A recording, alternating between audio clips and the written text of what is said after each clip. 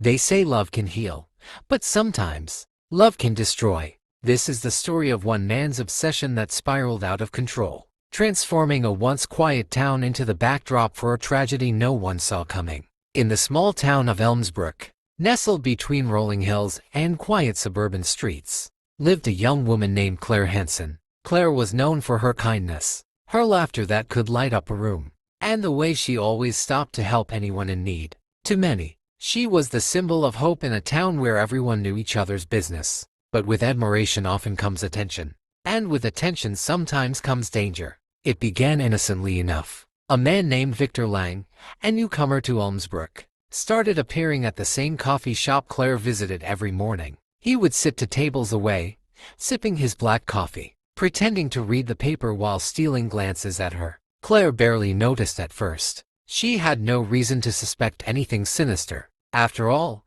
in a town like Elmsbrook, strangers were rare but not unwelcome. Victor became bolder with time. He started greeting Claire with small talk, asking about her day, complimenting her hair, laughing a little too loudly at her jokes. Claire, polite as always, responded with kindness. She didn't realize that to Victor, each interaction wasn't casual, it was fuel. A fire was building inside him, a dangerous obsession forming with every word exchanged. Soon, Victor knew more about Claire than even her closest friends. He learned her routines, when she left for work, the nights she stayed late at the library, the mornings she jogged through the park. He began writing her letters, unsigned, filled with poetic lines about her smile and her beauty. At first, Claire thought they were harmless gestures, maybe from a secret admirer. But when the letters kept arriving, one tucked under her windshield wiper, another slipped through her mailbox without a stamp, her unease began to grow. Claire confided in her best friend, Megan.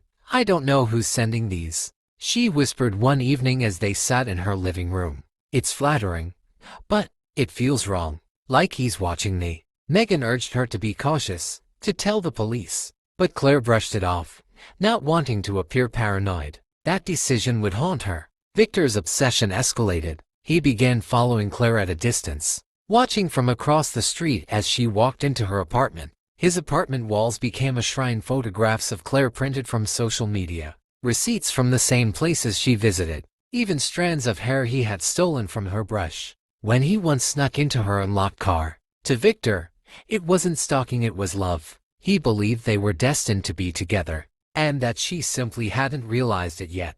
The breaking point came one cold November night. Claire was leaving work late when she noticed a shadow trailing her. The street was quiet, the only sound the echo of her heels against the pavement. She turned quickly, catching a glimpse of Victor's face illuminated by a streetlight. Heart pounding, she ran to her car, locked the doors, and sped away. That night, she called the police. An officer came to her apartment, took her statement, and promised to keep an eye out. But without direct threats or physical harm, there was little they could do. Victor hadn't broken the law yet. To Claire, that was the most terrifying part. The law couldn't protect her from the feeling of being watched. Meanwhile, Victor's mind fractured further. Rejection, real or imagined, burned him like fire. He convinced himself that Claire belonged to him, and if she wouldn't willingly accept his love, he would make her. He began leaving gifts at her door: roses, chocolates, a necklace engraved with the initials V and C forever. Claire stopped answering the door. She drew her curtains tight, lived in a constant state of fear. One evening, Megan came to visit Claire, urging her to spend the night at her place for safety. Claire agreed. It was the first time in weeks she felt a shred of relief. But while she was gone, Victor was watching. When he saw Claire leave with her friend, his jealousy boiled over. He believed Megan was the reason Claire was resisting him. That night, Victor broke into Claire's apartment. He tore through her belongings, screaming in silence, leaving behind chaos and destruction. He didn't steal anything he didn't need to. This wasn't about possessions. It was about control. When Claire returned the next morning, she collapsed at the sight. Drawers overturned, photographs slashed, the words "You are mine" scrawled across her mirror in red lipstick. This time, the police took it seriously. A restraining order was filed, and Claire moved in with Megan temporarily. For a few days, there was silence. No letters, no sightings, no gifts. Claire tried to breathe again, tried to believe the nightmare was over. But Victor was only waiting, his obsession stronger than ever. On December 12th, Elmsbrook woke to horror. Megan, who had gone to pick up groceries, returned home to find the front door ajar. Inside, she discovered Claire's body lying lifeless on the floor. A bouquet of roses placed gently on her chest. A handwritten note rested beside her.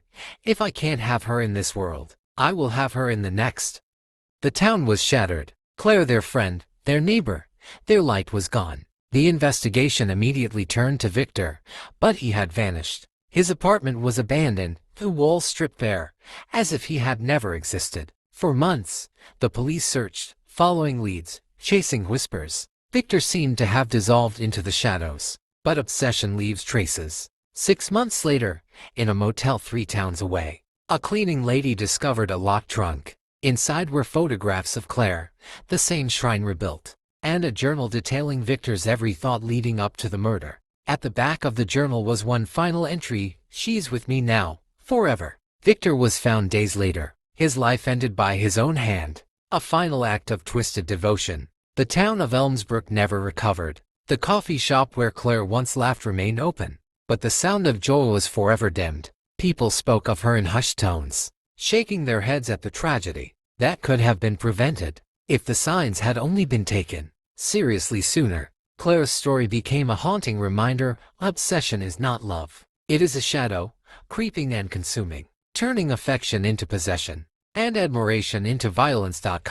And so, Helmsbrook became the town with a scar, a place where every friendly smile carried the silent question: what secrets lie behind it? Because in the end, what killed Claire Henson wasn't love. It was a fatal obsession. Obsession doesn't always look dangerous until it's too late. If you found this story chilling, make sure to subscribe for more real-life inspired true crime stories. Because sometimes, the scariest monsters are the ones who claim they love us.